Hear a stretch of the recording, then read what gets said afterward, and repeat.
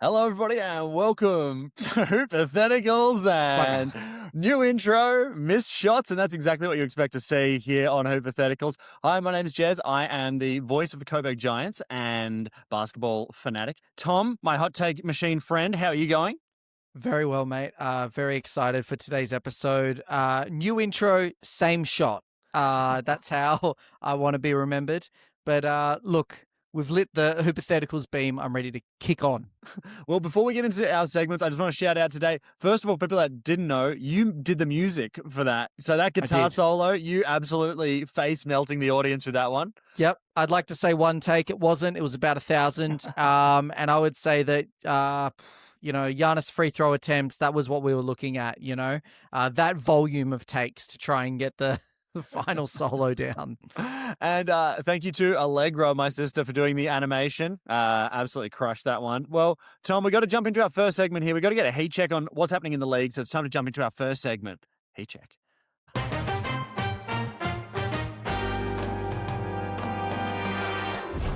Alrighty, that explosion can mean only one thing, Thom. It's time to get a temperature check on things that are happening around the NBA. Thom, did you want to kick us off? What has caught your eye and what do you want to get the thermal gun out to inspect? Yeah, I just thought it was important, mate. There's about 20-ish games left in the regular season, and this is famously the time where teams either make a dash or start the capital T tank machine. And wanted to start in the East. Can't go past the Hawks, mate. 7-3 in their last 10. I'm not just saying this to make myself feel better after they blew out the Bucks the other day, but they're looking good. I feel like they could be in for a little upset season. People forget that they went to the conference finals about 10 years ago. No, it wasn't 10. It was 5 or 6 years ago. But I just feel like they're looking good, and they're a little hot right now. What's up? Here's the thing. You and I are both always going to be pro Hawks as long as they have one Dyson Daniels in the backcourt. As Australians, we want to see nothing but the best for that man. Is this not Kuminga's redemption arc though? Mm-hmm. That's my thought. He's come out looking great. Everyone's starting to hate on Steve Kerr for not putting him in the right system or whatever it is. Mate, that's what happens when you're the sixth option on a team that has someone called Steph Curry. But look, I just feel like he's looking great. CJ McCollum's been shooting good as well. I don't know. They could be the heel, the Achilles heel of the East, where people just kind of maybe underestimate them. Well, the only thing, how are you feeling about the Hawks as a team now that Trae Young is off them? How has that changed your opinion of them? I think it actually frees them up, to be honest with you. I think that Trae Young's got that kind of play style, heavily ball, usage dependent. Now they're able to maybe run some different actions, have some different looks, and they don't have to hide him on defense a la Isaiah Thomas on the Celtics 10 years ago. You know what I mean? They can act, they won't get targeted on defense as much. And if Dyson Daniels can hit a three for once in his life, maybe they've got an outside chance. Sorry, mate. But it's facts. I also like that their coach, Quinn Snyder, I don't know if you've seen his glasses have been getting more bigger and more colorful by the game. By the end of the season, they're going to be almost night vision goggles. Yeah. Yeah. He's under contract with OPSM. Has to be. Has to be. Specsavers, he should have gone there. Well, let's stay with Specsavers there, and something that you and I probably could have been sponsored by Specsavers because we saw this coming a mile away with our long distance vision, but Lakers fans did not. Was one Deandre Ayton, or as I should be saying, the Deandre Hayton that's happening with the Lakers fans.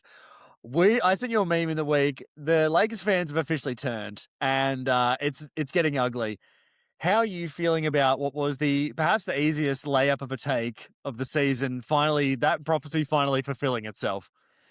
The thing is, the Lakers every year need a scapegoat for why they suck. And, we don't need to find a reason because we know the truth. But they always need to find a player. It's been Russ. It's even been LeBron in previous years. The Lucas copped it last season or two. Obviously, DeAndre Ayton. I mean, goodness me. It's tough, though, when your starting center's putting up 0 points, 2 points. He's not even getting boards, not even getting assists. And you think, goodness me, man, you can at least get 10, 12 points, surely off Luka lobs. But, unsurprised. Although I can't believe I'm going into bat here for the Lakers, even a little bit. They are only 5th in the West, which you kind of take that as a Lakers fan. They're on a 2-win streak, which is not crazy, but like it's not like they're sliding. Like they're above the Nuggets and the Suns. They're only half a game behind the Rockets, who are in 4th. They're only 1 game behind the Wolves, who are in 3rd. Like, I feel like you kind of take that as Laker Nation. I can't believe that came out of my mouth. That's a pretty powerful way to think about it. To be honest, Tom, my thing with Ayton is that, did you see his thing that he didn't want to be compared to Clint Capella? He's like, I don't want to be such an L. I just and then don't want... everyone like coming into bat for Clint Capella all of a sudden. Yeah, like if you could be Clint Capella, this team would be so powerful. But it's like, it's incredible. Anyway, let's roll off the Lakers. We've done it. We hammered them every episode. We did it for the algorithm. We have to mention the here. Lakers. It's done. Let's move on. That heat is very low. Very low. Very low. I wanted to touch on, speaking of heat, the Miami Heat. Okay. 8-2 in their last games. They beat the Pistons yesterday at time of recording. They might actually hit the 6th seed. They're currently sitting at 7, but the Magic have been a little kind of hot and cold. So the Heat are on a 5-win streak, literally equal with the Magic. Like they're 10 games behind the Raptors, who are in 5th. So, yeah. And the Heat are just like perennially like, you just trust Spo's going to cook something up in the postseason. So, good luck if you see them. So yeah, they're actually kind of, and I feel like the Heat do this every single year where they suck so hard. And then it gets to like the last 20 games of the season. You're like, oh, well, they're in the 6th seed or the 5th seed. And then somehow they make it the conference finals or whatever. So thoughts on that? I mean, so I haven't actually watched that much Heat, to be perfectly honest. So I'm kind of fascinated as to why this is happening. We're going to have to kind of get on it, but I am interested. Do you think that they just think like, well, we know a certain amount of teams are tanking, so we can catch them. They maybe they plan for this part of the season to be where they actually hit their stride, where they're like, let's make sure we knock off every tanking team, and then we catch all these like good teams on sort of like bad nights, or we try and do something to mess them up. And that's like, so for because maybe you're right. Like I've never noticed this pattern, but you're exactly right. It happens every year. Maybe they just plan for this part of the season. Yeah, I think we need to get our Heat correspondent in, and maybe we'll leave that for next episode for some deeper analysis. But yeah, it's just, they're like in the East. I don't think they've been first seed in a few seasons. Like they haven't even been like that high up in the seeding, but they've just always kind of been hanging around. It's like when you watch a basketball game and it's like, wow, that team, they've been shooting lights out from 3, but they're only up by like 8 points. And you think, you guys are going to lose. That's what the Heat remind me of. Like, they're just hanging around, and whoever they're going to face could very well lose. Yeah. Well, Heat check on the Heat, very high. Speaking of a team that also has a high Heat, I was going to ask you this question, mate. Do you think that the Spurs have OKC'd OKC? I was literally just going to go to the Spurs next. Okay, great. So I just want to just set the table a little bit, and you can kind of add some more stuff here. So I was just going to say, like, what they've done, they've clued into the exact same thing that OKC has. Everyone can play defense. Let's get some, a big center. Let's really play through a stretch center. All these different options. They've got so many options on the floor. They've got good draft picks. They've got a lot of young talent that actually look ready for the finals. They look like what the OKC almost wants to be, and the only difference being that Wemby is a 1 of 1. Like, you can't recreate that. Yeah. I mean, we were on this so early. We've been on this all season. I think the thing that strikes me about the Spurs is, the two things that strike me about the Spurs, they're ahead of their timeline. I feel like everyone was sort of saying, like, give them another season or two. They need a kind of postseason disappointment and bounce back. They're still eligible for that. But like, Wemby's still young. A lot of their guards, Stephon Castle's still young. They've got their rotational players. They've got a couple of vets, but even De'Aaron Fox is not like that old. But you're right. They're only 2.5 games behind OKC. They've got OKC's number. Like, everyone knows that. And they look so good. They look so good. And they're so well coached. And they've got so many picks. And Wemby's healthy for once. I mean, also he's like gone full like Shaolin monk mode. Like, I don't know if you've seen, like, people have been trying to play physical with him, like beat him out of the game, like bump him in some like cheeky dirty fouls, and he's just like full Zen mode, does not care. And it's like the league is officially on notice for the Spurs. Well, we'll get to the Spurs a little bit more later because we've got a refreshed segment coming up, and I wanted to compare a Milwaukee Bucks game to a Spurs game. I actually watched the first quarters right next to each other, and I wanted to give you some interesting different vibes going on with the two different teams. But Thom, I wanted to get one last heat check here from me at least, which is, do you think this is the most scandalous season in NBA history? Okay, I'm just going to lay out the case a little bit for you, and you can just tell me yes or no, okay? So let's start here, way before the season even begun, with the controversial Mavericks getting the number 1 draft pick, which I think everyone's tinfoil hat about whether that is a conspiracy or isn't, is certainly, if not on their head, in their hand and ready to be tipped on. Certainly on. We did a significant redacted segment on that, and as was on. Yeah. Let's jump into before the season even begins, we get the Clippers aspiration Kawhi story, which rolls right into the first week of the season where Chauncey Billups gets arrested by the FBI for gambling. This is the first week of this season. I forgot about that arrest. We start rolling through this. We get to Nico Harrison getting fired, where the team just something has to break. And it's Nico Harrison. We get KD's burner account again. We get Giannis signing with Kalshi after the deadline, which just kind of has weird feelings around the league. We have tanking getting so bad that it's getting to the fining stage. And the final part is we're only in March. We haven't even hit the playoffs. So I was just laying out the case. Is this one of the most controversial NBA seasons ever? This is just a lot of scandals going on. I think the only thing that would have made it more controversial is if Giannis got traded. Like, that was hanging so heavy over the league. And we just needed that big blockbuster trade, Lucas style trade. But you're totally spot on. I can't believe how many things happened so early on in the season. I mean, what a train wreck we've been talking about ratings for so long on this podcast and how they've been down, and the NBA's got a way too much in bed with gambling, sports bet, DraftKings, and even like ticket prices being expensive, like accessibility in the US to watch the games. We're kind of shielded from it in Australia because we just get League Pass and we watch all the games, but it's just nigh on impossible to watch every game of a team that you follow in the US unless you have like 4 subscriptions and an illegal one on top of that. So yeah, the league needs to do something about it, and it's really become not a league of the people. So potentially a scandalous season. I'd agree. Yeah. And I didn't even get to the dunk contest, which was bordered on people having to get wheeled off for medical help. So the less said about that part of the season, the better. But Thom, did you have any more heat checks that you wanted to sort of test the temperature on? Oh, I just wanted to hate on a couple of familiar punching bags around the hypotheticals corridors.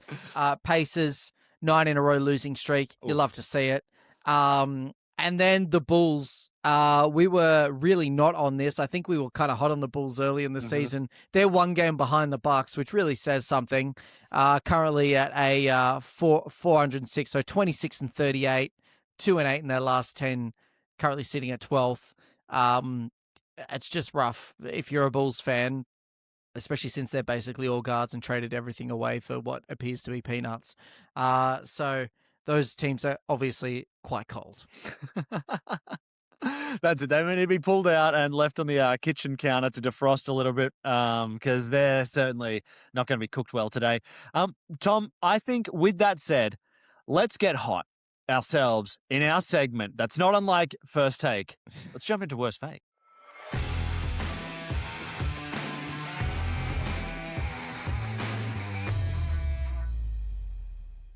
Oh, jeez, that was Nothing bad. but wall, that one. Thom, welcome to Worst Fake. This is exactly like First Take, except it's way more awesome because what we're going to do is instead of coming in prepared to argue about something that we really care about, we are going to have to improvise with all the passion of a First Take host or guest about a take we have no idea about. So, Thom, do you want to be red hot as an ESPN guest first, or do you want to dish me up a sizzling plate? Sub me in, coach. All right, dude. Well, this is one that I do feel like people can argue. I just don't see the argument. And I want you to tell us, Thom, you're the positive, the affirmative here, and you're going to tell us why the Cavs trading for James Harden this season is going to win them the chip.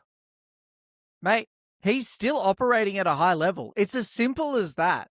Do you know what wins games? Assists and points. Don't ask Nico Harrison what wins games. It's not defense. Say what you want about James Harden, but he was kind of wasting away in the Clippers. He's basically been teleported to, I would say, a team that's ready to win now. Darius Garland has been for like 4 years he's gonna improve in the postseason, or he's improving every year. Like he's almost making it, but he's never arrived for like 4 or 5 seasons. Throw in a busted like big toe or whatever the excuse was for him not playing. Availability is the best ability, man. And again, say what you want about James Harden. He hasn't been injured. He's been playing. So, they've got a space. Like the James Harden pick and roll is still kind of indefensible. I didn't even hate this for Cavs fans. Shout out to Brennan Abbey, my resident Cavs tragics. They're not convinced about the locker room vibes, but do you know what brings the best locker room vibes, Jez? Dubs. Wins. Like, I've never heard of a team that are kicking ass and taking names, but they have bad locker room vibes.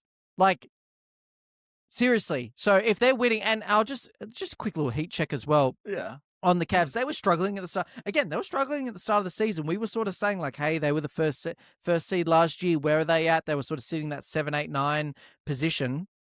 They're currently at 4th, 6-4 in their last 10 games. Not crazy, but they're only 1.5 games behind the Knicks at 3rd.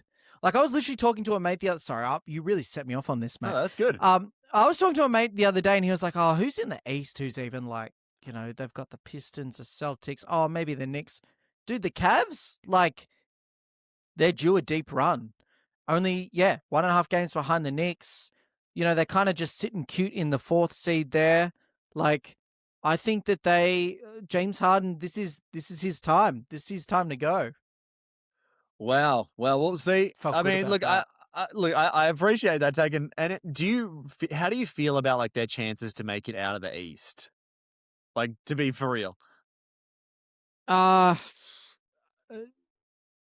I mean, they'd have to play pretty good. The Knicks have kind of got their number, so there's that. Unfortunately for them, Jason Tatum's back at the Celtics, and they don't even need him. And then they've got to get through the Pistons, so who are super hungry for a deep run. The Cavs, I can see them going to the conference finals. Okay. I really can. And then I think I can see them maybe taking it to like 6 or 7 games. Okay. I'm going to be honest. Like and not to be disrespectful to your friends, like I don't know how much I see them going further in this year, only because they remind me of Bucks teams in the past. Oh, yeah. To be clear, they're cynical, by the way. Like, they're not convinced. There's something about this, and I don't know why, that feels a little Dame Giannis-y to me, where the locker room vibes, like, there's more. This team almost works better as a 2K team than on paper. An on-paper team. So, I don't know. Look, I'll watch a few more games and check in. There's who's that Buck? That Sam Merrill. Love him. Dude. Huge fan. But and he just always plays good against us. What is it with Bucks play? We're not even in the Bucks segment. We're not even. What is it with Bucks players always being cash against us? Yeah.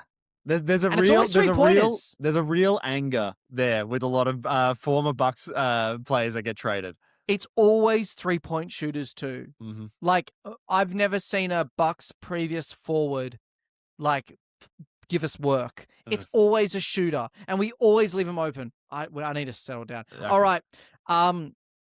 Annually in the East, there is an upset team in the postseason. We've got about 20 games left. And this is a team that's kind of been a little hot recently. They've been playing pretty good. They're kind of like the funnest team in the East at the moment. Okay. You know who I'm talking about. I do. And I want you to explain to me why the Hornets are going to be the annual, like, kind of playoff upset, like, dream team almost.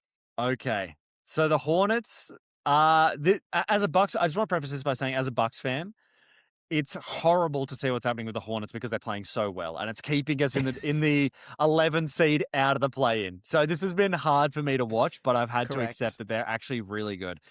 And the thing is, they have like activated a purer form of Lamelo.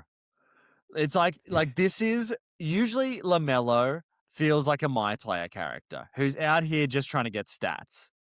You know, a my player character that I call famously last name Sists, first name Noah Sists, is sort of the flavor that he plays with. Like, how many shots can I jack up? How many like open people can I hit with an assist to get a triple double? Like, just kind of, you know, that kind of flavor. But something's changed, and they've accidentally gotten a rookie who is Klay Thompson out of nowhere. Their team plays like a team, and it's like they are the ideal young team. Now, this year, are they going to make it? Probably going to be really tricky. But you know who they remind me of? Is the Milwaukee Bucks circa 2013, early Giannis, 2013, 2014, playing the Bulls in the first round. Like, you're thinking Derrick Rose and the Bulls absolutely going to wax this, like, Chris Middleton third year, Giannis second year team. And yet Giannis and the Bucks take him to 6 games. And this is sort of the flavor I'm getting, where it's just this young team that plays hard. They got skills and they're having fun playing. So yeah, this is a team that actually either actually have become like, of all the teams you'd want to play in the first round, they're like really getting to the bottom of that list where you'd like, I actually feel like they could sneak up on us and wax us a couple times in a playoff series. So yeah, great team at the moment, and very unfortunate as a Bucks fan that they're sitting right above us. Terribly unfortunate, but I've been on the market for my playoff team. We'll get to this later. I've been in the market for picking a playoff team, and I love Conker He's just fun, man. And like LaMelo Ball, you hate to love him because he's so like AirPods in. I don't know how many one-footed, like somehow it's a one-footed step back three this man takes, and like. Every single time you're thinking in your head, hell to the nah, and it's cash. Also, he's got the Bucks number. I don't know if you've been locked into like Hornets Bucks games over the last 3 years.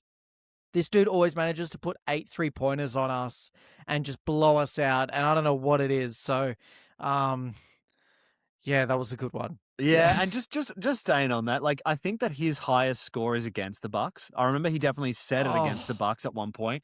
But the other thing with him is, you know who he is, and this is why you hate to love him, is that he seems like the worst person to play pickup ball with. Dude. Like just the absolute worst possible scenario. Like, you know, he's gonna jack a half court shot and not play defense. Yeah. And it just encourages him to take more of them. Yeah. And he's like taking running floater threes. And you're like, dude, I haven't touched the ball in 5 minutes. Anyway, enough on him. Thom, it's time for a segment that we've kind of got. It's been through a rebrand. And that's for a special reason, which is that we can tell you people before this that we are also kind of broadening the Hypotheticals galaxy. And you'll see how in a little bit. But this is our segment, formerly Bucks Chat. Now, welcome everybody to Hear the Deer. This is Hear the Deer. We watch every Milwaukee Bucks game, so you don't have to. And of course, we are launching this at the perfect time so that people can never convince us of being bandwagoners, where we have just lost by almost 40 points to the Orlando Magic in what has to be one of the worst games ever. Thom, hot take machine and Bucks tragic. Dude, how are you feeling at this stage in the season? We've got about 20 games left. We're in the 11th slot. What's up? I'm not feeling good. Do you know how I'm feeling right now? It was embodied by Ryan Rollins. I don't know if you saw, but a report came out that Doc may be retiring at the end of the season. Let's hold that because we're going to get there. All I'm going to say is apparently Ryan Rollins liked the post. And I'm currently liking that post. Look, we'll come to that in a bit. I just, here's how I'd sum it up. Is there a single aspect of the game that we do well in? Good culture, an identity, a way that we play, like a system. Okay, let's be more specific. Let's actually put some let's actually nail down some basketball things. Do we do well in free throws? Nah, can't buy one. Do we play good defense? Absolute sieve, black hole. Do we play good offense? I've never seen more ISO. And I've seen Rockets 2016 games. Do we rebound the ball good? Not really. We're not even small and we don't even rebound. Do we get easy buckets from drawn up plays? Not really. We shoot okay from three. That's what we do in basketball. Things that we do, we shoot okay from three. Sometimes. Tell us how you really feel. It's just facts, dude. I've literally, and we were saying today, that we just 40 point, 39 point, whatever it was, blowout to the Magic. You checked out at 9 minutes left in the fourth. You did well to make it that far. I suffered through the rest of it. I always watch because I want to see a Thanasis dunk. I was rewarded with a Thanasis dunk. I was also not rewarded with an Ajax Pete Nance transition. Threw up the lob, missed it. Turnover. It's just been tough, man. It's been really tough. I'm sitting there watching it and I'm like, I could actually be doing other things right now. That is what I thought. When I was looking at a score that was 30 points, and we're saying, and look, here's the thing. People cannot judge this podcast not being deep enough on the Bucks. You just talked about a Ajax to Larry Nance highlight. Pete Nance. Sorry, you're right. Thank you. Shouldn't have used name brand Nance. It's been, look, Thom, I think we have to talk about this. You mentioned it. Let's really get into it. I'm just going to do something that I love that Doc Rivers has taught me, which is just throwing in the towel on the season there. So, Thom, let's talk about this. Doc Rivers announcing with 20 games left in a season that clearly is important to whether Giannis stays or not in the Milwaukee Bucks organization, announcing that he's retiring after the season. In what looks like it's not a winnable situation we're in, but it's not we're not totally mathematically eliminated yet. And I know Giannis is hungry. What did you think about this report? And then what did you think about the timing of it as well? I mean, he's literally Giannis has just come back. So it's just astounding to me that you would make this report. You this would be leaked or whatever. When we're still a month away from the playoffs, noting that we have a 0.2% chance, by the way, of making the play-in. So mathematically is possible, but I don't know, Doc. You can't even salvage your reputation because it's just in tatters, and it's just. Do you know what it reminds me of? We've been talking so much about out of timeout plays, drawing up a play for an easy basket. And I actually noticed in the last couple of games, every now and then there's been a half decent play that results in an AJ open three and it's kind of looked good. And do you know what I realized right after those plays? There's no other drawn up plays. I think he drew up one play for the out of the timeout and then went, oh, you guys just work it out for the rest. And that just feels like a microcosm of the whole season where there's been there's been a few things that have looked good. And I want to get into this in a second, but it's just tsunamied by just bad, just lack of effort and lack of just clear direction that just overwhelms what minuscule improvement we've made. And Thom, you know what? Sorry. Let us eat our vegetables because for people that haven't listened to this before, this was us in November when Giannis was playing like an MVP. This is us in November to see how far we've come. Is this Doc's best coached season so far? Probably the Celtics have to be in that category. But I mean, this is the best I've seen since that. Look at how much I have aged. since that I clip look in so November. smug. I look so smug. Oh, what a absolute. Okay, Okay. Okay. I just want to break this down really quick because Yep. let's be honest, the Doc Rivers era went as exactly as you Yeah. thought it would go. This is to the script, which to me is, you know what, Tom? You know what? It's so to the script. Here we It's go. so to the script, man. I'm going to have to pull. If there's a script, If there's a script, what does that mean? it's time to go to the chemist. And by the chemist, I mean Redacted, our NBA conspiracy theory segment. Let's just ask ourselves, okay? So let's talk about the Doc Rivers. Like, for people that don't remember, what happened? How did Doc Rivers end up in the Milwaukee Bucks? Adrian Griffin took the team to like 32-12 or whatever. 30-13. 30-13. You. Keep the receipts. That's it. Fired in disgrace. Lost the locker room. Lost apparently. Lost the locker room.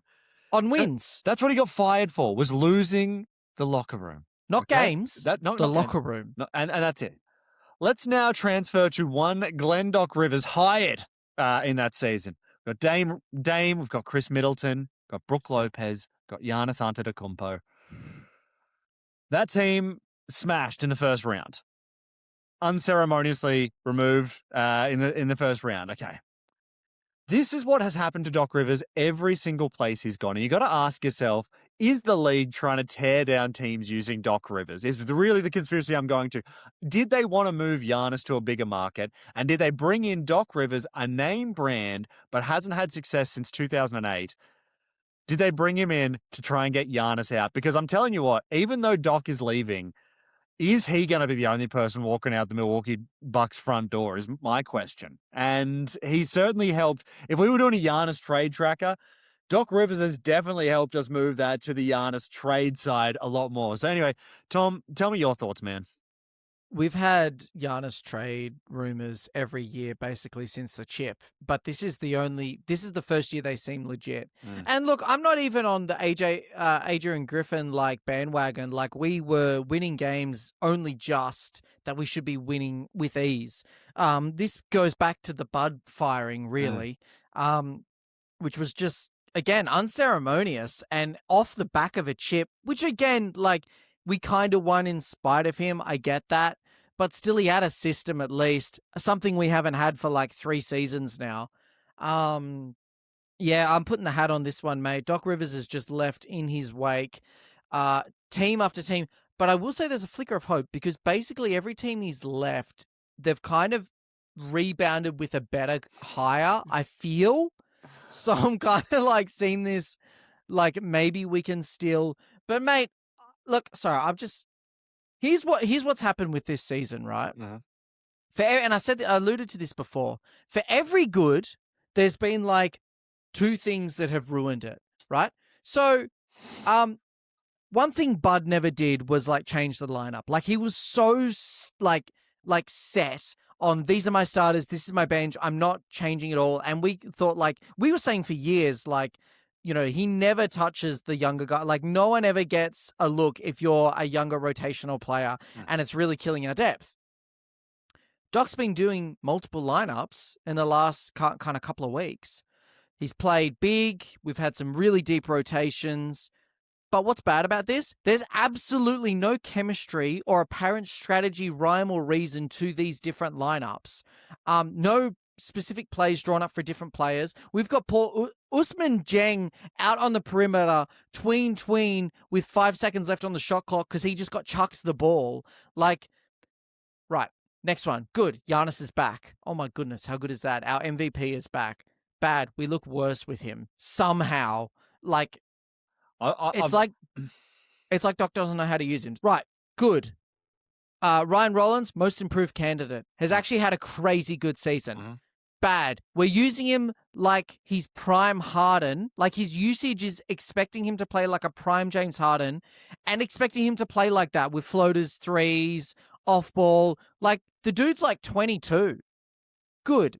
AJ Green is a sniper from 3. Bad. He's perpetually out of. I've been on this for so long, man. He's perpetually out of position. They're playing him at small forward. He's useless if he doesn't hit threes, which obviously every shooter, like, goes through slumps. He has the worst whistle in the league. He's targeted on defense, and he never takes a two. Like, I've seen that man with 2 seconds left on the shot clock kick it out for three, and shot clock violations. Good. We signed Cam Thomas and Usman Jang. We got them on absolute steal. Usman Jang's basically our first-round pick that we haven't had in 8 years. Cam Thomas is like the scoring, playmaking that we've needed, basically since Dame left? Yeah. And even before then, we've always had problems with it.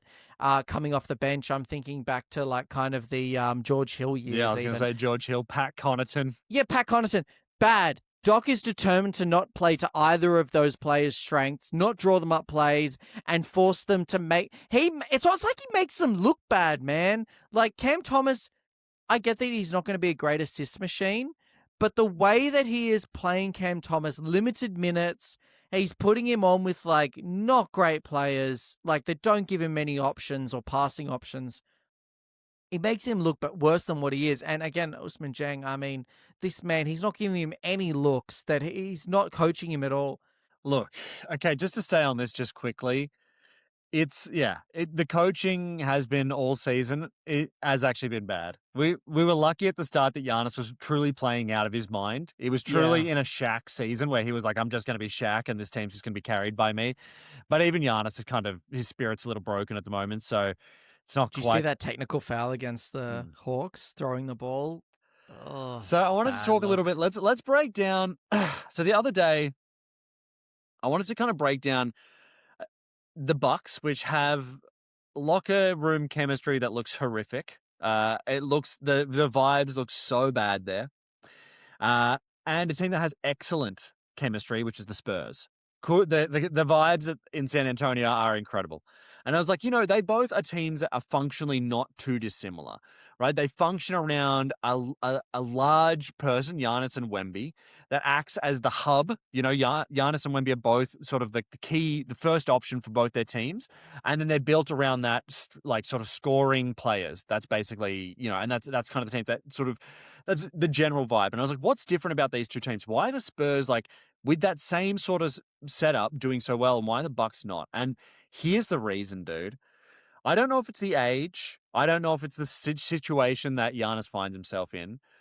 But Wemby plays like a role player sometimes. So Wemby actually, I know it seems weird, but Wemby actually sets screens.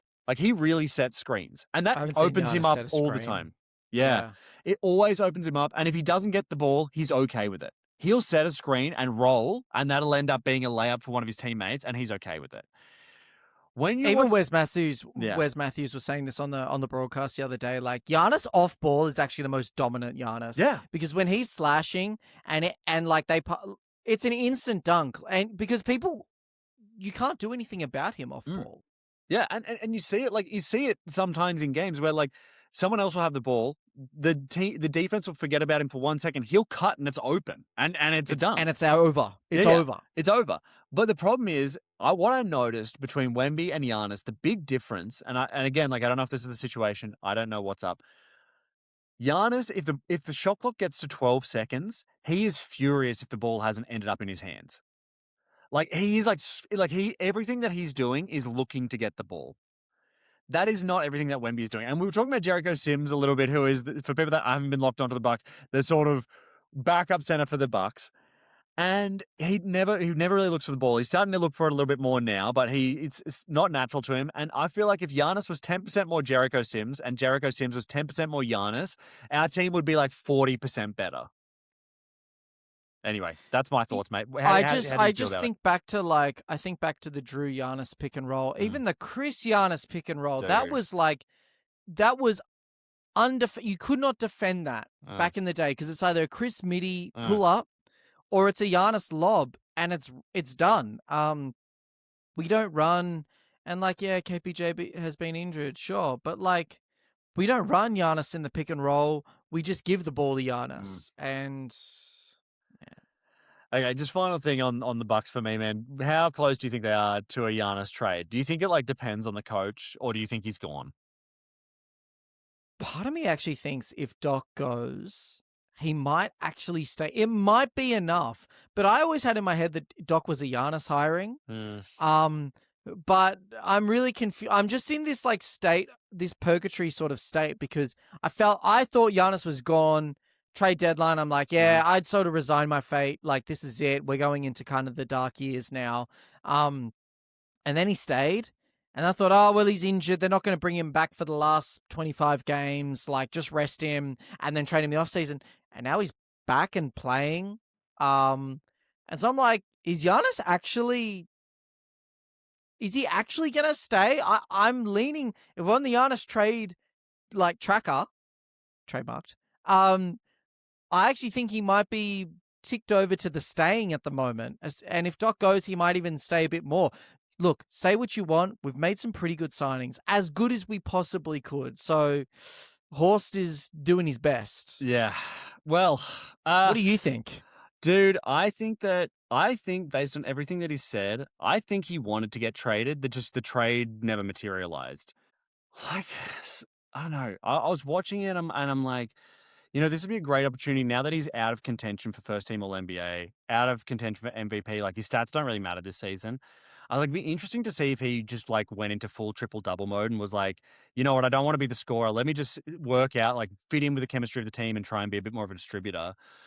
And he has started to do that, but the team still looks worse. So, my theory was wrong. Well. Yeah. Anyway, well, Thom, we thought we were the only NBA poetry segment that existed, but we're going to have to get into a little bit more of this in our segment. It's time for us to take a rhyme out, Thom.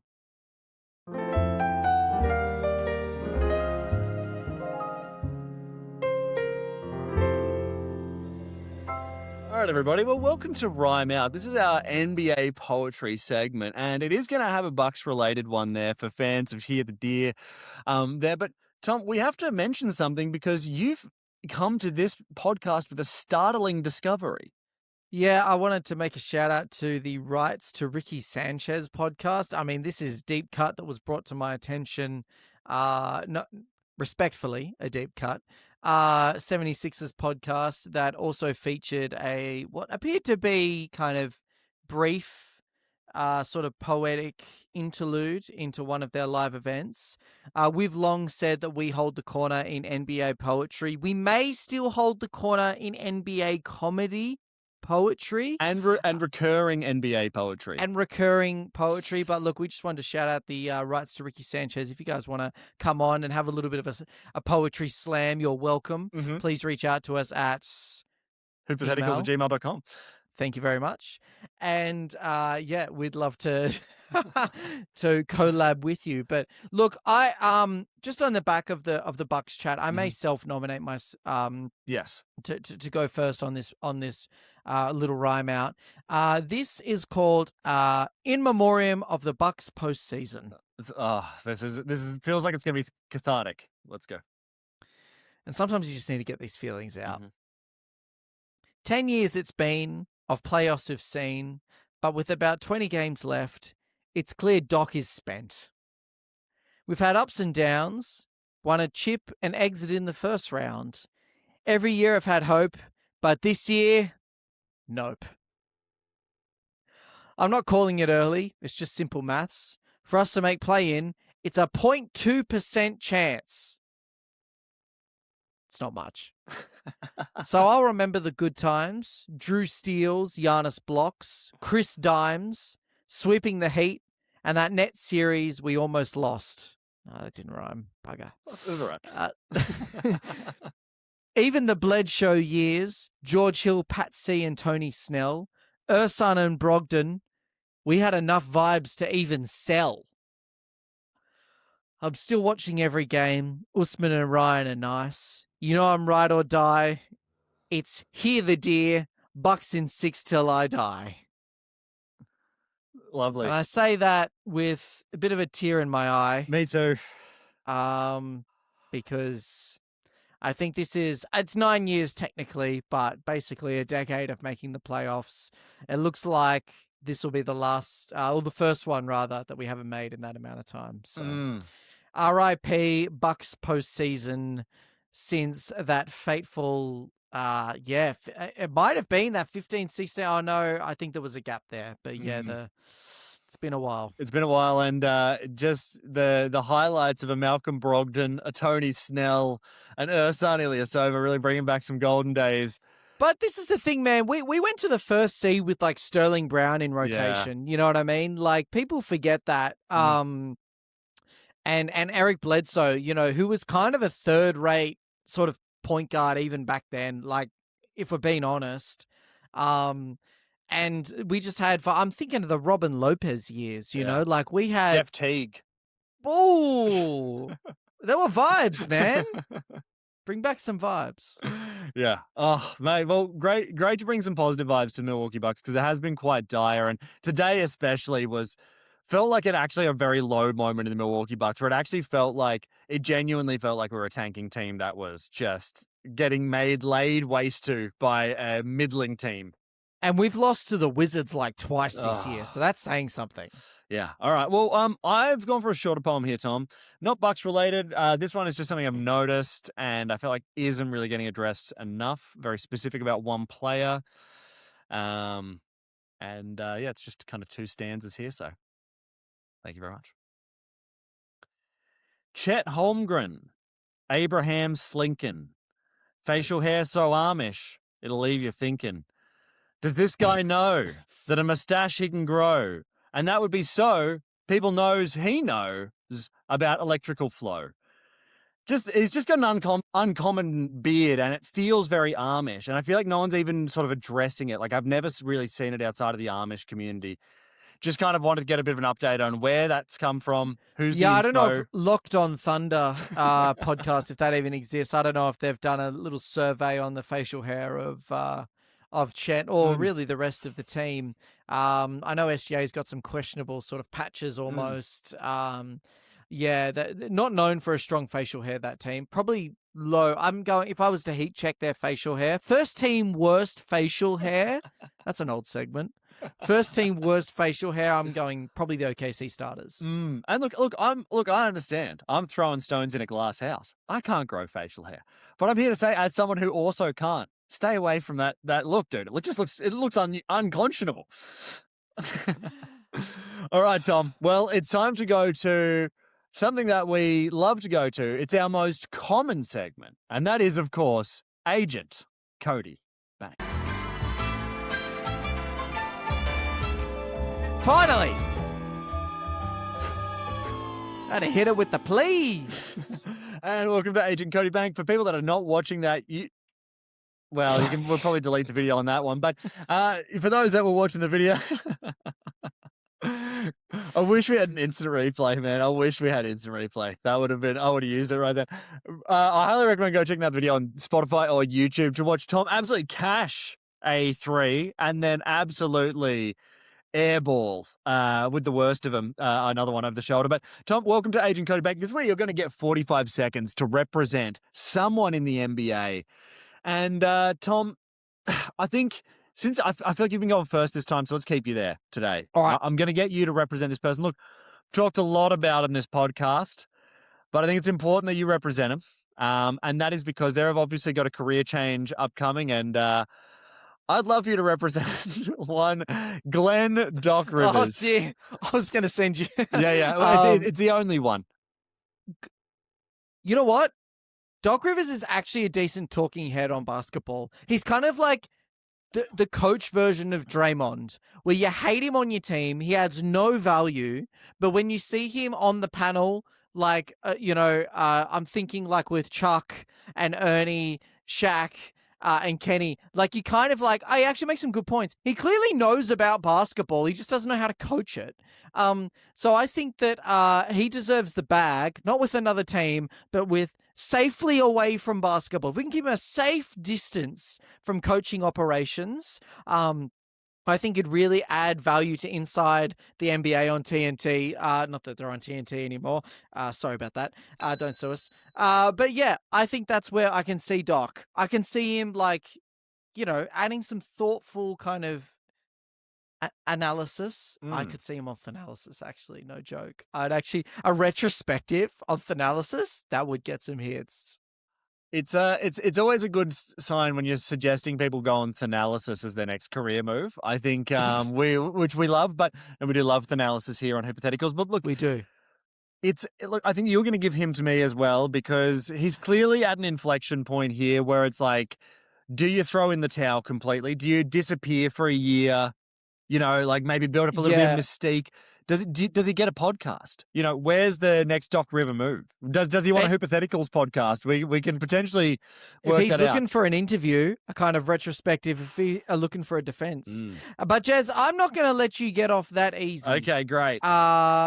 Because I've got someone here who's also been mentioned on today's pod, and he's still got a year on the contract, but he's starting to show some signs of development. And I want you to explain to me the future, potentially, of the Bucks, or at least part of it. One Jericho Sims, jumping Jericho. Okay, so Jericho Sims, for those that haven't watched much Bucks, not the most, he doesn't have the most facets to his game of any basketball player out there. Pretty standard pick and roll guy, but you know what? Ask the Los Angeles Lakers if they would want Jericho Sims on their team right now, and they would say instantly, we'll give you Deandre Ayton for him in a second. What he is exactly what he says on the box. He's going to roll hard for pick and rolls. He's going to set good screens. He's going to get rebounds, and he's going to get a putback once or twice, and that's going to be it. He's not going to try too much. He's not going to try too little, and if you want someone who's going to have a happy role as the backup center on your team, I think Jericho Sims is a great guy for that. So, yeah, that's my thing on Jericho Sims. Never going to be an all-star. But can this guy potentially be a good role player for some of our guards? Sure. Can I get a field goal percentage of 83.3? The man doesn't even try shots. He's going to miss. He is cash. And they're pretty much all dunks. But like you said, if he was like 10% more Giannis and Giannis was 10% more him, I don't know if you actually saw, just really quick on the Orlando game. Yeah. He got the ball with like half a second left on the shot clock and he wasn't in dunking position, which is a nightmare scenario for Jericho. This keeps him up at night. And he had to toss up this kind of like from the chest, like sort of full arm thrusted floater that airballed. It was so tough to see. And I just thought, mate, you're a professional basketball player. Develop a floater or like a 10-footer, whatever, you got to be better than that, mate. But anyway. It is unbelievable sometimes when you see a center that actually doesn't have any form of a jump shot. Rudy Gobert, what's going on? Rudy Gobert, a Joakim Noah. It's incredible to get to the point where you can be a professional athlete and not have the main skill of the sport. Like the main skill in basketball is to get points by putting the ball through the hole. Jericho Sims, though shooting 88%, seemingly doesn't know how to do that if he's not actually touching the rim when he's standing up. Like, it's incredible. It's just reality. That's it. Thom, did you have anything you wanted to leave our listeners with, viewers with, before we head off? We will continue to watch every single Bucks game so that you don't have to, and hopefully you will want to one day in the future. I don't know when that is. But until then, I'm just going to have to leave you. Well, before you hit that one, Tom, I was going to say, we will also be, if you want to be hearing about what's going to be affecting the Giannis trade situation, we are so locked in. I'm listening to Thanalysis. I'm getting subtle details from Thanasis' podcast about that. Yeah. So if you want to listen, stay here, stay locked in. But yeah, Tom, I think I agree with you. There's only one thing to say. Finn.